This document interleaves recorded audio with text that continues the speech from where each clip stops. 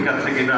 যদি এমন হয় আয়টা ঠিক আছে কিন্তু ব্যয় ঠিক নাই, ব্যয় করতে গিয়ে গুনাহের জায়গায় ব্যয় করেছে, একটা জিনিস ক্লিয়ার ভাবে মনে রাখবেন, আপনি যদি 1 কোটি টাকাও ব্যয় করেন এমন কোন জায়গায় যেখানে ব্যয় করলে দিনের ফায়দা হয় অথবা দিনদারের ফায়দা হয়, তাহলে 1 কোটি টাকা ব্যয় করলেও পৃথিবীর কোন মুফতি এটাকে অপচয় বলবে না, বলার সুযোগও নাই।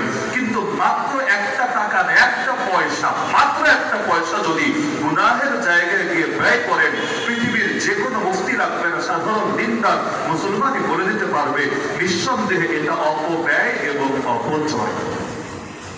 এই কারণে কোরআন যে জানিয়েছে অপচয়কারীরা শয়তানের ভাই, ইন্নাল মুবাদ্দিরিনা কানু ইখওয়ানাশ শায়াতিন। এই অপচয়কারী মানে কোন অপচয়কারী? এটা অনেকে বোঝে না। অনেকে ভাবে আমার খাওয়া দরকার 100 গ্রাম, খেয়েছি আমি 120 গ্রাম, মনে হয় শয়তানের ভাই হয়ে গিয়েছি, এখন আপন ভাই